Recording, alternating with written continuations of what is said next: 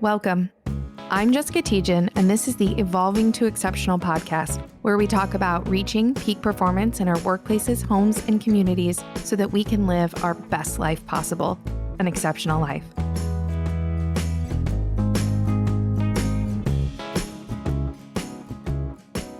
I want to welcome back our Evolving to Exceptional listeners to this week's episode of the podcast. We have with us today Kathryn Neff. She is the Human Resources Director at Mineral Area College.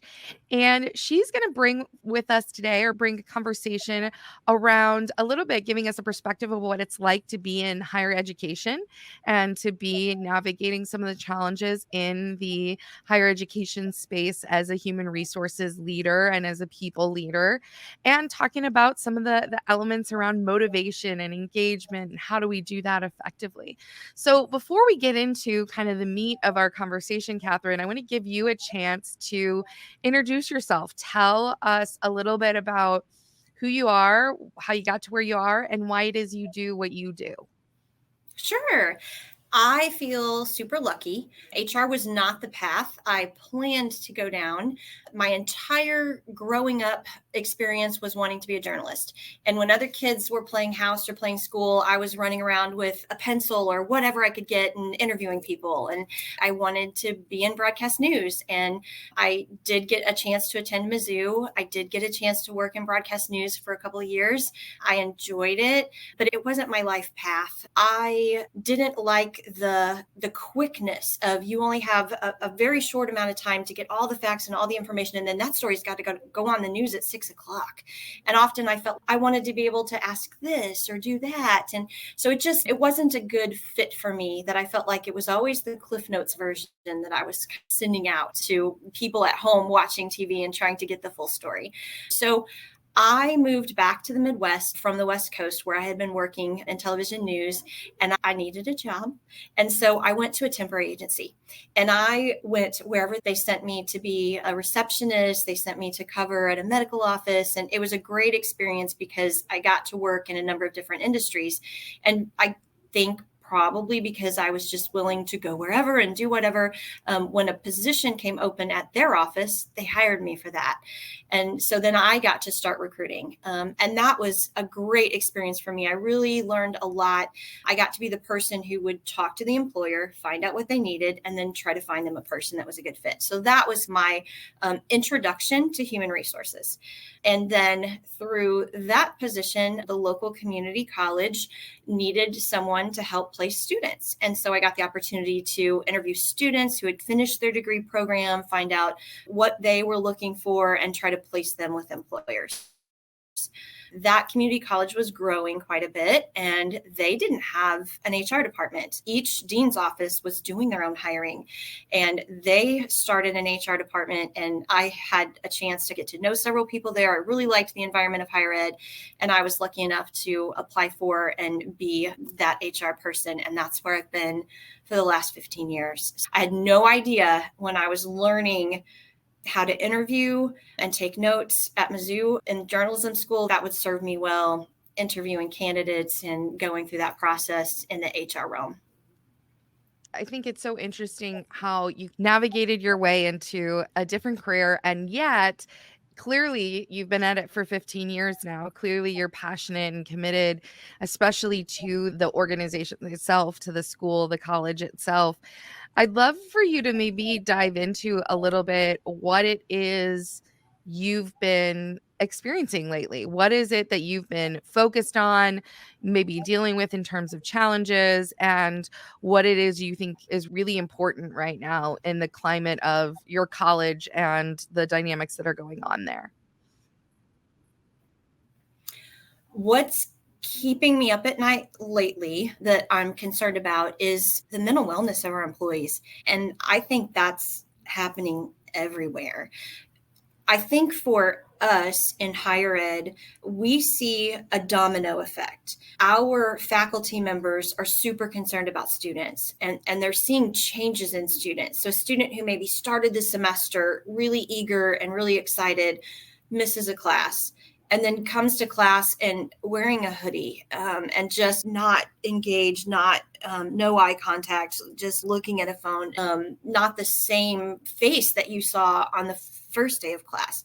So our faculty are concerned about students, and then that kind of takes an emotional toll on them, and they feel maybe inadequate to help. They don't know what questions to ask. And sometimes that trickles to staff as well, because our staff interact with students all the time. If you work in the financial aid office, you're having a conversation with a student, the student is upset about finances and financial aid. And you need to have those skills and be able to communicate and know how to help just to do your job.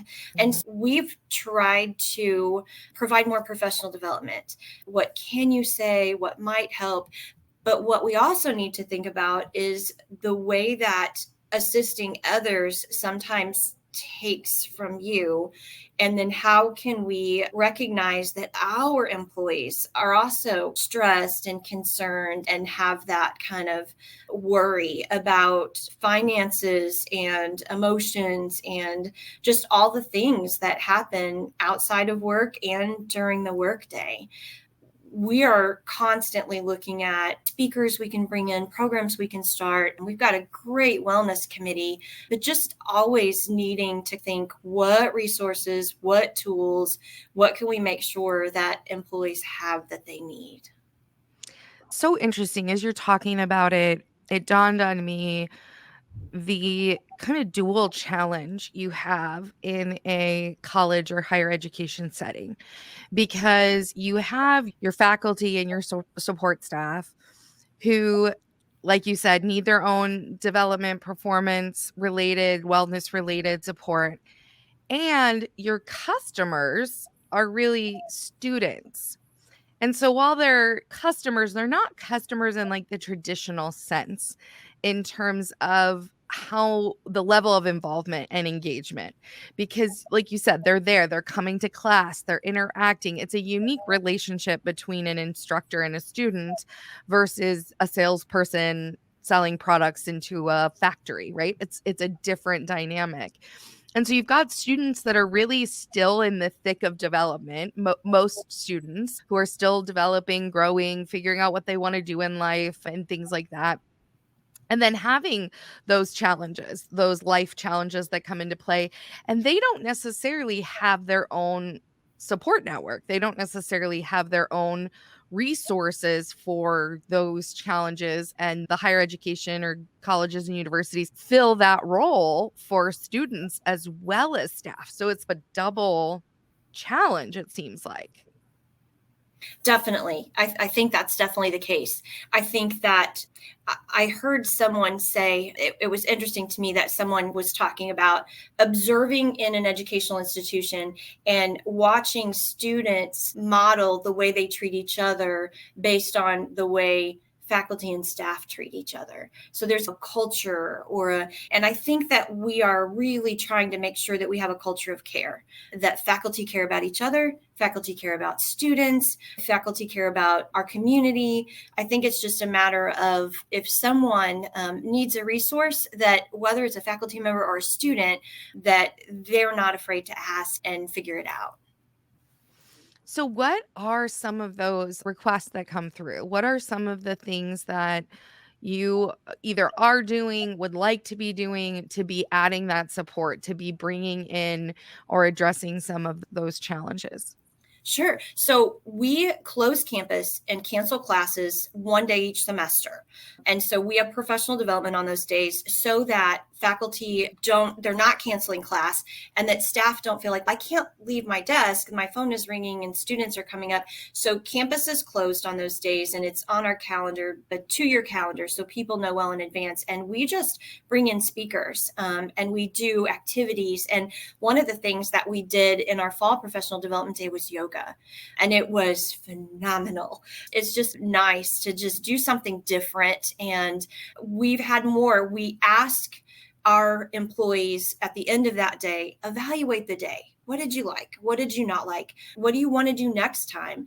And we did get several comments about give us breathing techniques, give us self-care strategies. And folks even want nutrition. I think that people are recognizing that life is tough and that I do want to get good sleep and I do want to eat well and care for myself. And I can bring my best self to work if my tank is full and I'm taking care of myself. We have been just looking for as many resources as we can to consider stress management techniques and any kind of wellness options that we can to add to those days. So how do you identify you talked about, like, surveying, getting the feedback back from folks.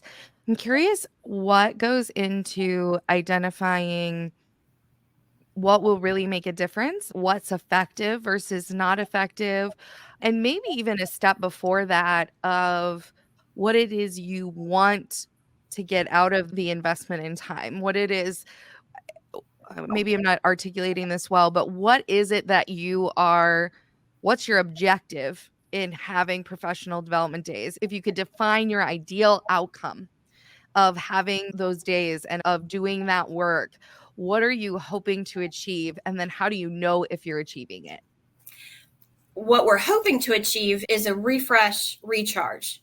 So if you work at Mineral Area College, you are focused on students all the time. That's why we're here. That's our priority. So I'm in the classroom presenting content, or I'm in the admissions office trying to get you all the information you need about the degree plan that you want to work on. If professional development days should be a complete opposite of that. We need to pour into you. So we're going to start a few minutes late. We're going to end a few minutes early. We're going to provide you lunch. We're going to wear whatever you want to wear. Campus is closed, so it's very casual. Show up and just relax. We just want you to be able to sit back and listen and take it in on that day. And the goal would be that at the end of that day, people feel like that was worth my time. I learned something, I connected with someone. And even if just people feel like that was fun, I'm okay with that. We did a speed networking session, like speed dating, but just learning about your coworkers. So you pair up in twos and you get this list of questions and you just learn, what's your favorite movie? What do you like to eat? We have a lot of new employees and people connecting with each other. And I may never see someone who works in a building across campus, but because we participated in that activity, the next time I see that person in the cafe, it's, oh, how's your cat Odie? It just gives us a chance to connect and refresh and recharge and hopefully gain some information that's useful in our jobs. Mm-hmm. Some of those professional development day sessions are pretty skill-based. We had a session on Google Sheets, and some people, it's a practical tool. And so you sit down at the machine and you play around and hopefully you learn some skills that make your job more efficient. We do some tracking, and so we measure how many people attend each session. So when you ask, how do you know if the day was a success? It's hard. It's hard to measure. Some of it's just narrative. Some of it's just people saying it was a good day. And we don't get even really 50% of our folks to fill out an evaluation. I wish we had a really high percentage, because then we would feel like this is statistically significant. And we know that 75% of our folks love the day, but we do really look closely at the feedback we do get. And if we have a session that has low attendance, then we're thinking we did one on financial literacy and it wasn't very well attended. And so we'll do something different next time. It's just, I think, constantly trying to evolve it and improve it. I love that. And one thing that came to mind as you were talking, and I just did a talk for the Association for Talent Development here in Missouri yesterday. And in talking to them, we talked about the difference between vertical development and horizontal development. And horizontal development is really that skills, that knowledge, that experience, that Google Docs thing you were talking about, right? It's the way I compare it is it's like pouring water into a cup. It's filling up your cup. It's giving you more information on how to do things, your competence. And then there's vertical development, which is more like actually getting a bigger cup. How do you expand your capacity? So whereas horizontal development is all about doing, how do I do something?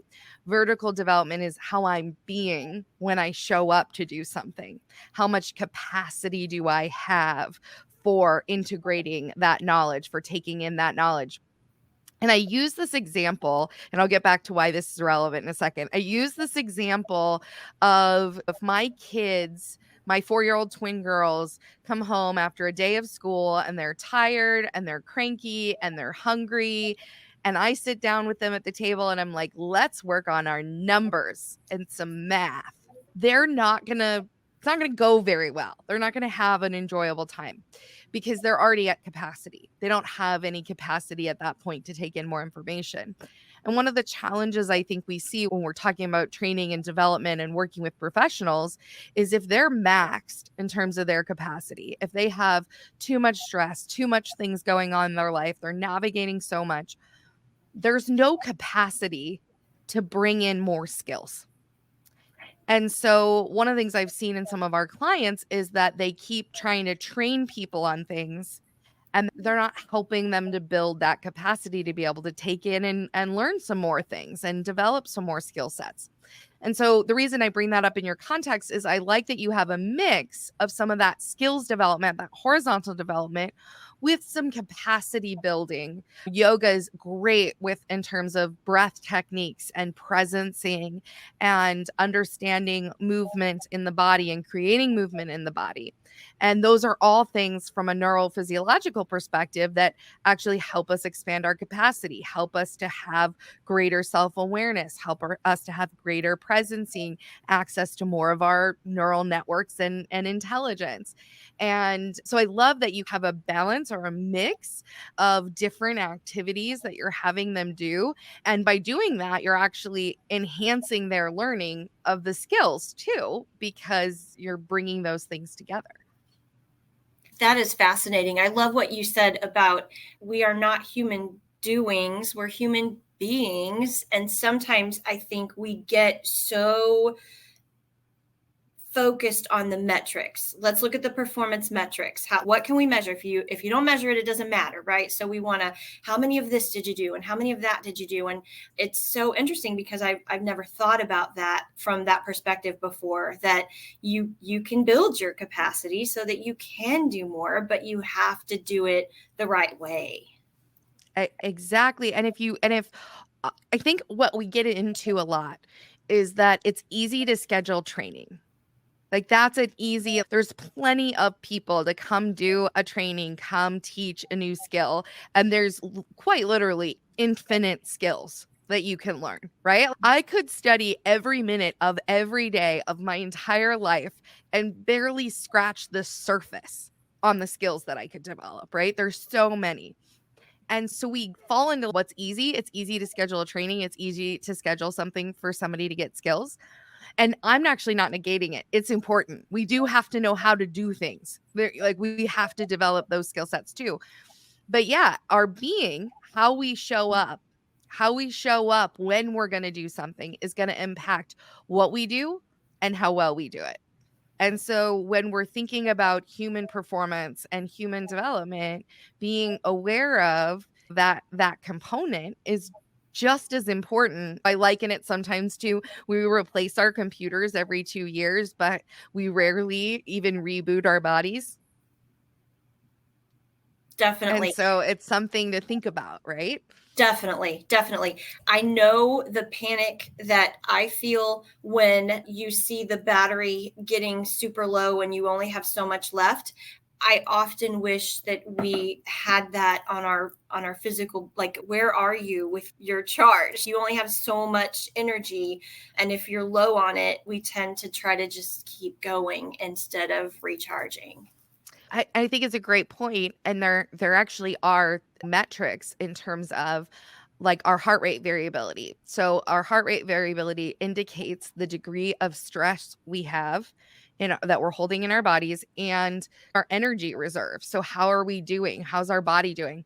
And I think what's so interesting is when you measure your heart rate variability, and I started doing this a couple years ago And so I track it in a couple different apps so I can get the picture of it.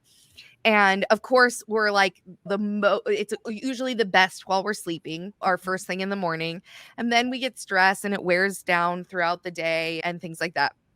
But what I think is so interesting about it is how often we don't recognize it naturally. We think we've got it, everything's fine, but then when you look at the heart rate variability, you're like, "Oh no, my stress, my body's holding this. My body's feeling the impacts of this, even if I'm masking it, even if I'm able to move through it, it's still having that impact." And I think those are some of the like newer metrics we can use and get and equip people with to help them have that understanding and focus on that part of what how they're doing in their environments. I think being aware of that might feel a little bit overwhelming to someone who's, I don't know how to fix it, but I think it's just a matter of being aware of it and thinking about it and checking in with yourself so that you can understand, wow, like, why am I so anxious or nervous about this? And do some self-reflection. And certainly it's not something most of us were taught at any point. It's not part of the curriculum in at least any education system I grew up in in my years of Same, training. It's same. not part. Yeah. So it's something that I think is can bring a lot of value to the conversation when it comes to performance and development. Definitely. So what do you think? You and I talked a bit about motivation and engagement and how do we bring that into communities? How do we really increase that? And I'd love to just get some of your thoughts on in your experience, what either in your career or as you've worked with and supported people, what helps to motivate or engage them? Wow, I need the answer to that, Jessica. I that is something that we're really just constantly thinking about and asking. Right now, my strategy is listening, trying to understand what people need, and for us, recognizing that we have a very diverse group of employees when it in age. And so we have some workers in their 20s who have goals and plans and thoughts, and we have workers in their 70s who have very different thoughts about work and what work looks like and how to work with colleagues, and trying to listen to what employees need, trying to help them collaborate and cooperate and work together. This is going to sound probably really trivial to anyone who maybe doesn't work in human resources, but dress code. Oh my goodness, I am shocked at how different that is for different generations. I think about, for example, my grandparents. If you are to go and visit my grandparents on a Saturday at 8:30 in the morning, knock on their door, and they will open the door completely dressed with jewelry and shoes and like ready for whatever. That kind of how you present yourself, and that is part of an important piece of how they're extending themselves to someone else and how they communicate. Almost, it is frustrating to some of our younger generation workers when you set up this dress code, because they might say, I work in an office where no one ever sees me. Why is it not okay for me to be wearing flip-flops and pajama pants? It's just a really different thought pattern, and even the way the office appears. So if it's my office and my space, I don't like to work with the lights on, so I want to turn my lights off. And a worker from the baby boomer generation might come to our office and complain and say, it doesn't appear very welcoming. Why would you walk into somebody's office with the lights out? It doesn't even seem like they're open for business that day. So those kinds of, they engage with work very differently, and just trying to listen and understand, because if we create a very strict policy that says it doesn't matter what your position is. Everybody needs to wear a suit jacket and heels and very specific dress code, no matter what position you have. We have a lot of employees who are saying, I'm going to choose to work somewhere else because that doesn't motivate me at all. It motivates me to go and find a different job. So I think it's gotten harder because there is such a diverse range of thoughts and feelings about what people need at work and what people need to work well and how we work with and communicate with each other. Yeah, and it makes me think back to the ways of being, that the way that we grow up, the way that we live our lives throughout all of our experiences creates a set of neural pathways. Like the brain, the neural networks in our brains and bodies wire together. What wires together fires together. It creates our patterns, our ways of being. And when you grow up, it's really what creates different generational trends. You grow up during different times, which creates different ways of being because you've had these different collective set of life experiences. And so you use the example of those that are in their 70s and being ready to go, or they grew up for most of their time in a world that operated at a very different pace. They had more time. Things went through the mail, not through email. Even with email, there wasn't like the rate of exchange that there is today in terms of how quickly you're expected to respond or to deal with things, or technology changes. Maybe they went through one system over 20 years, not 5 systems over 10 years, if you're lucky. And so then you fast forward to those that are entering the workplace right now, the Gen Z folks who are just coming into the workplace, and they grew up in they've never not known technology. They've grown up with it all the time. Everything's changing so fast all the time that their ways of being are, I'll wait 5 minutes and it'll probably change. Like that's how fast things change. And there's this clash in terms of how our patterns work and what our experiences are. And it's really hard for those that have never experienced the other to necessarily recognize that it's not necessarily obstinance or frustration, even. It is literally a different biological, physiological pattern. And I even talk about like the return to work, where there's this resistance for some people to go back into the office in different settings. And that some of that is actually physiological. People's bodies got used to working in a different environment. And when they go to a new environment, when they change to return, or sometimes maybe for the first time, if people graduated during the pandemic and have been always working remotely, that's a whole different skill set and way of being, way of working that they haven't developed yet. And so their bodies might literally be in a fight or flight mode in response to that setting. I think it's an interesting way to consider those motivations, those differences, as not necessarily being personality, but actually neurophysiological ways of being. And if we approach it through that lens, how does that change what we do? Perspectives are so different, and it doesn't necessarily give us all the answers, but just being aware and listening hopefully helps us be more empathetic with each other. Another educator said to a group of us recently that middle school kids feel like Wi-Fi is a commodity. And so it used to be that if something major happened in the community and the power was out, you had to cancel school because you didn't have any power.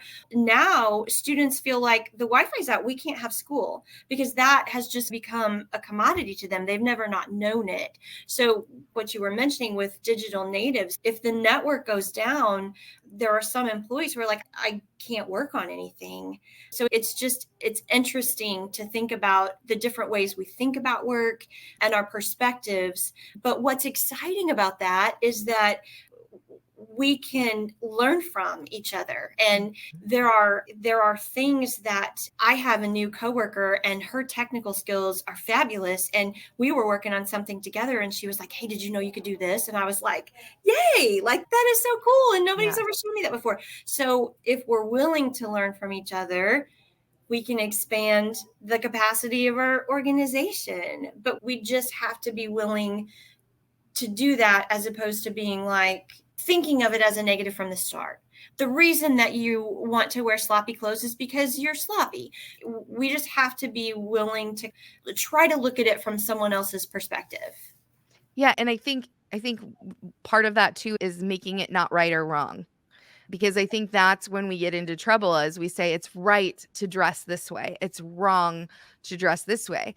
And on either side of the coin, right? Like why would you spend all that money on fancy clothes when you can just wear that? Doesn't make sense. Why would I do that? From one perspective, while the other perspective is, why are you so sloppy? So what we tend to do is we make ourselves right, and we make anybody who's different or has a different way of being wrong.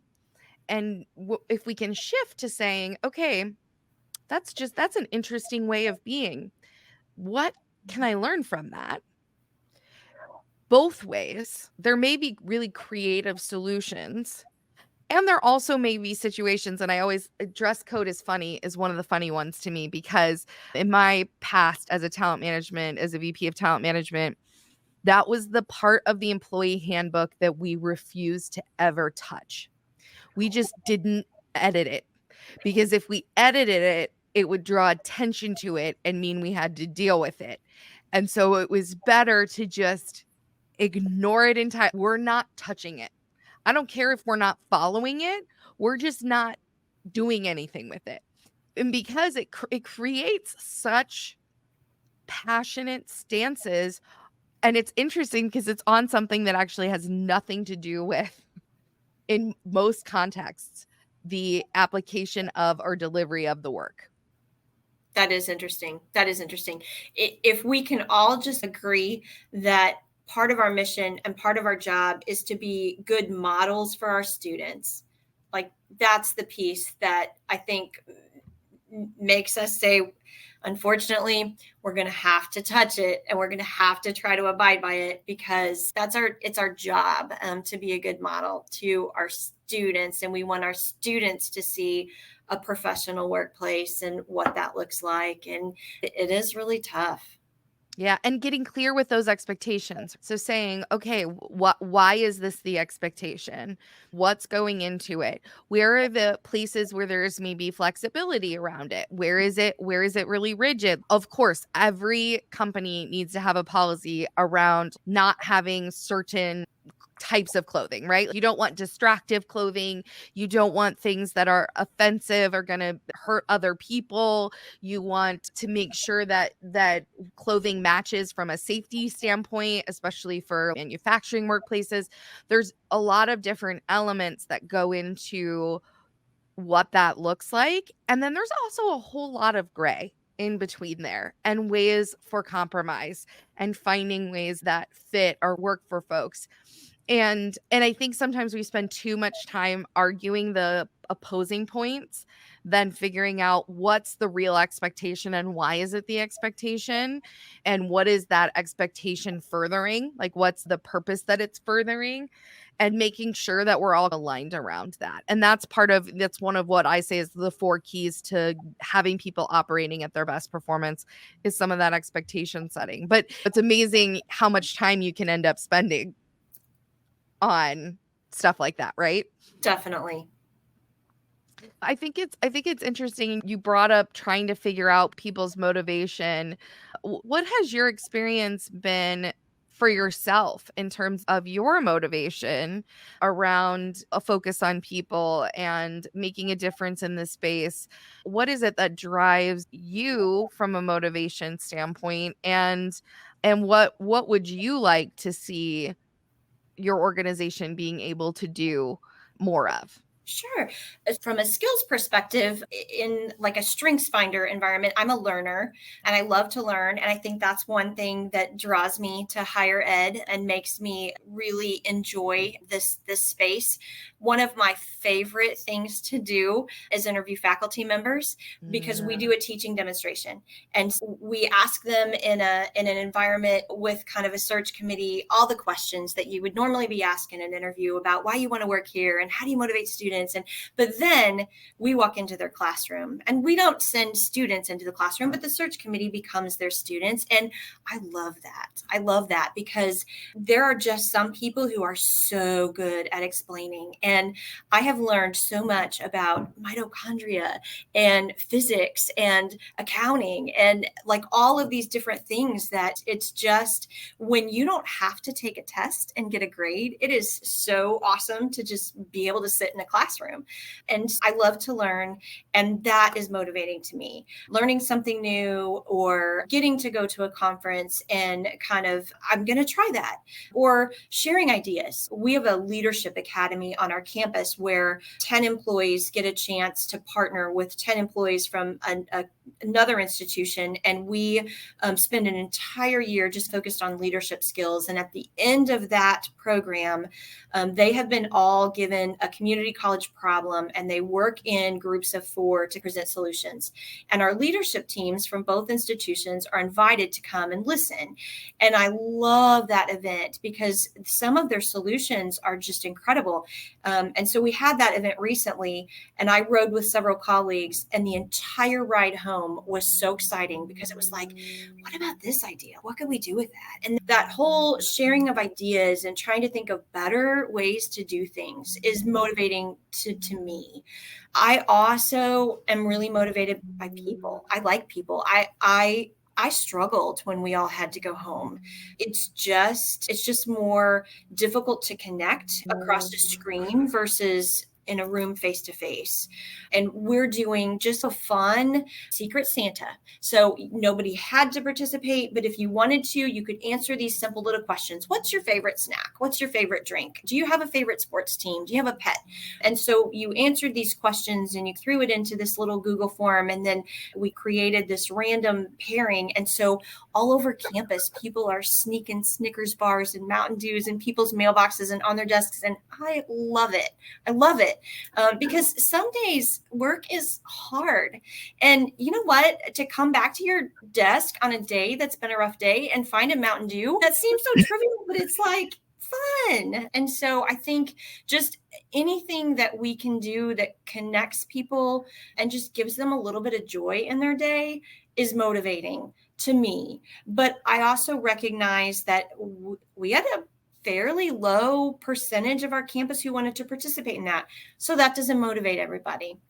And understand what motivates others and make sure that we're trying to do that too is challenging.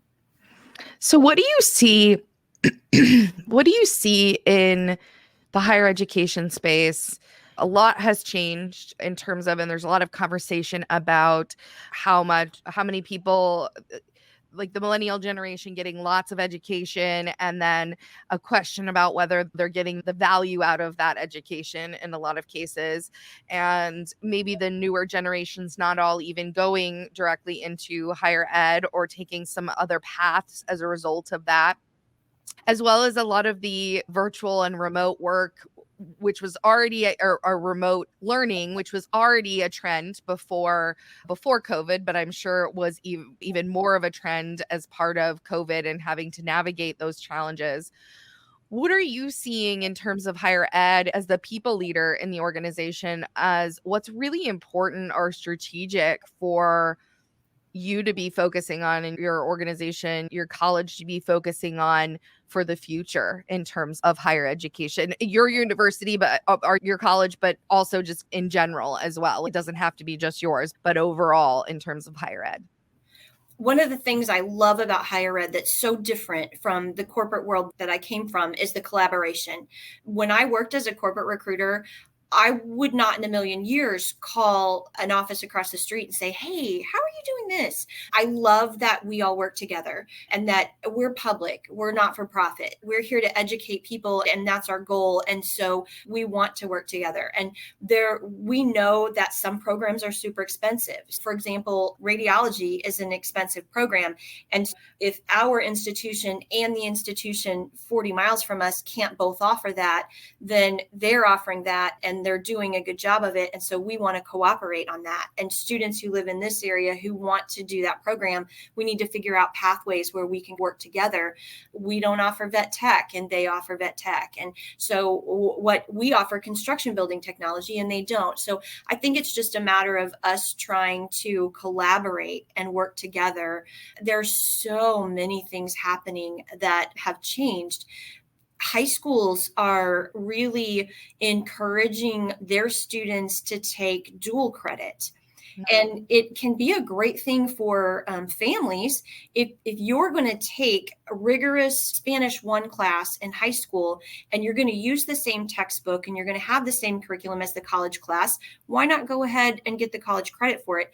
It costs them less to do that. They're doing it at their high school where they're comfortable, but the department coordinator at the college level is overseeing that the curriculum is equivalent. But what happens then often is that you've got some students who are graduating high school at the same time that they're graduating with their associate's degree because they've taken so much dual credit that at that point they're ready to leave to be a college junior. And so it's just an interesting thought that enrollment is down for a lot of reasons. I think one is that dual credit has become super popular, and a lot of students are taking a lot of those community college classes in high school. So then they're ready just to go straight to a 4-year school when they graduate high school. And the other thing that you mentioned with just a shift in society that kind of is saying, wait a minute, does everybody need to go to college? There are a lot of fantastic living wage jobs in trades. And so we need electricians and we need plumbers and we need people who know HVAC and construction building technology and welding. And we recently built a tech center. And so we have more programs that are focused in those areas. And I think that there's a little more information for younger students to think through what is it really that you want to focus on and not just assume that you need to go to college, that you need to think about what is your path, what skills do you want to obtain, what do you need to get there, and trying to encourage students not to take things they don't need. Nobody wants to see someone finish a program with a whole lot of debt and then face trying to get a first job and worry about where am I going to live? How am I going to buy groceries? How am I going to afford transportation? And on top of all that, pay this huge loan back. So I think that there's just a shift in trying to make sure students are educated about what program they need, what direction they want to go, what's best for them. And there's so many options. I think it's a little bit overwhelming because sometimes you ask a student, what's your degree plan? And you just see this, I don't know. And I think us just supporting and encouraging and saying, that's okay. That's okay. Mm-hmm. I think there's value in learning no matter what it is. So many skills are transferable. Go ahead. And I can give them myself as an example of that. I don't look at the 4 years I spent working on a bachelor's in journalism at Mizzou as a waste of time because I learned how to write and I learned how to communicate. And those skills are super valuable to me today, not working in broadcast news. So I think just helping students understand that you want to learn how to be a critical thinker, you want to learn how to write, you want to learn how to communicate, and those skills are going to be transferable. You know what it makes me wonder is, or what comes to mind for me as you talk about that is that it's one of the things I think is really valuable about some of the certifications and things different colleges are giving of a 2-year certification in this or a 1-year certification in this, or so you get a really focused, it's not like you're getting a full degree, but you're getting a really focused amount of knowledge and information to help you maybe go explore that more and decide if you're going to go get a full degree, you want to go deeper into that realm. And a lot of when universities were really created, and in the beginning, as they started, as higher education became more in practice, a lot is knowledge transfer, right? A lot is, it's almost all skills development, almost all knowledge, information, skills development of these capabilities.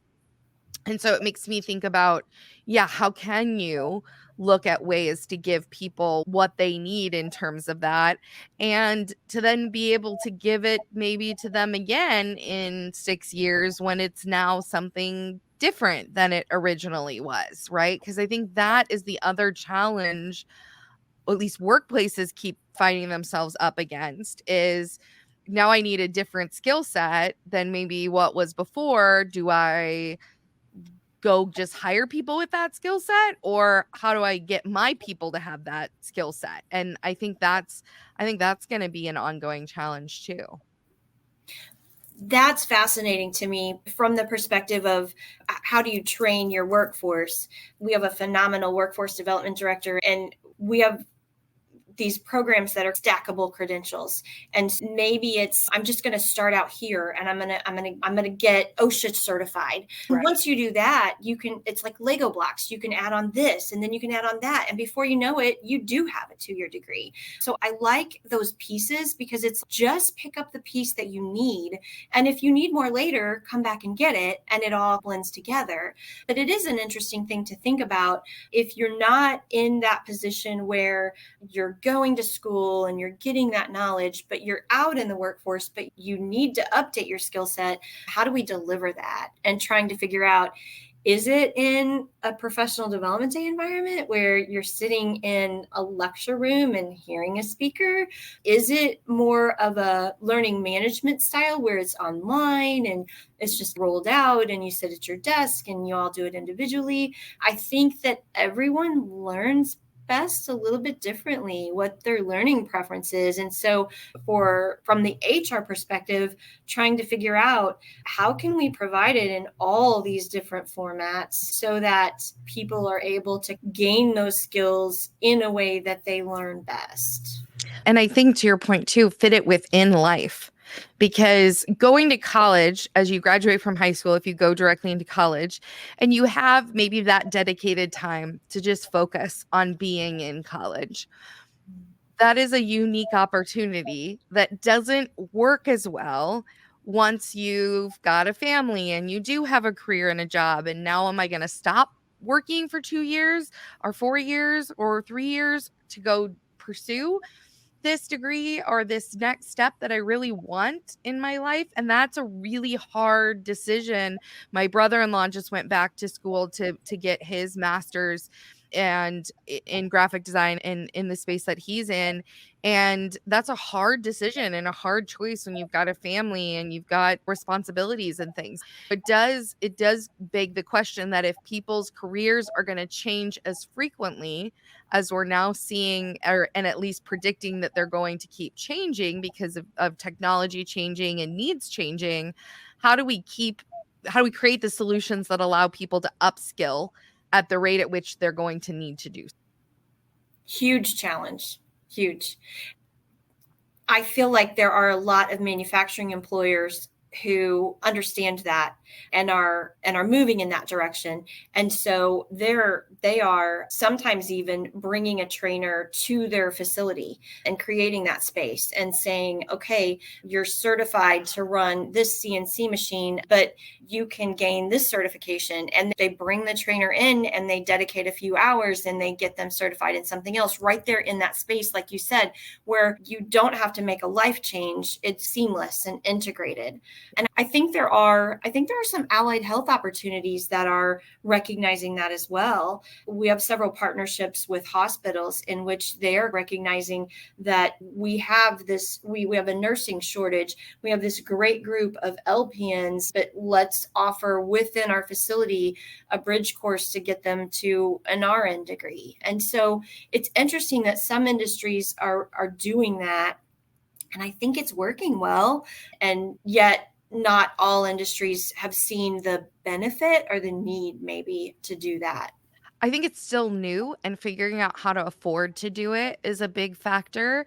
And then I think the other thing, at least, and this is theory, I don't have research around this, but I believe that because people have endured so much stress, because so many people are at capacity or even over capacity, going back to that being issue, if people don't get the expanded capacity, then we just keep trying to teach them things and it doesn't go anywhere. It just spills over, it just spills out. And it's hard. It is possible. We know that our brains can continue to create new connections and they can grow throughout our whole lives now. And it can be really difficult if you've gotten comfortable with a way of working, a way of being, a way of a type of role, to then be facing having to completely change.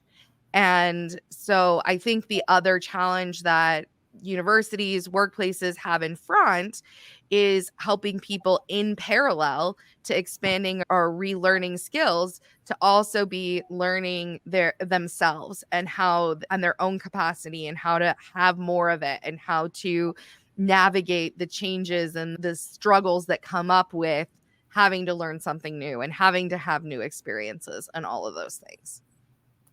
I think comfort is definitely a space where some people want to stop and sit a while. Yes, absolutely. Kathryn, I think you and I could go all day. Thank you so much. I've loved this conversation. Do you have any final thoughts or words of wisdom, anything else you'd like to share with our audience as we wrap this up? I don't think there's a magic answer. I don't think there's a quick, easy, do these 3 things and it'll motivate your entire workforce. I think it's just a constant, if you're authentic about it, if you're sincere about it, if you care about people, and if you're constantly asking and just trying everything that you can and willing to, okay, here's an idea that we haven't tried, so let's try it. And if it doesn't work, then we just try something else. I think that's the key for me, is not just constantly on a search for a magic answer, because I don't think that magic answer is out there. I think it's just coming in with your best self every day and working as hard as you can to try to make it a better workplace for everybody who's around you. I think that's wise words there. And I think that when it comes to people, I love to say that when it comes to people, there's no simple answer.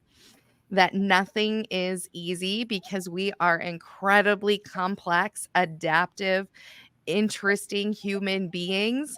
And as a result, not only is there infinite potential and opportunity for growth and development and ability to intentionally evolve ourselves, there is also challenge in helping people to be able to do that successfully. So, as we wrap up this episode, I want to encourage all of our listeners to just remember to always keep evolving, keep growing, keep looking for those opportunities to rewire your neural pathways so that you can live your best life, so that you can have more exceptional experiences on your life journey, and always keep looking for those ways that you can amplify the wisdom in the world and especially in the world of work. We hope you have a wonderful rest of your day, and we'll be back again next week with another episode.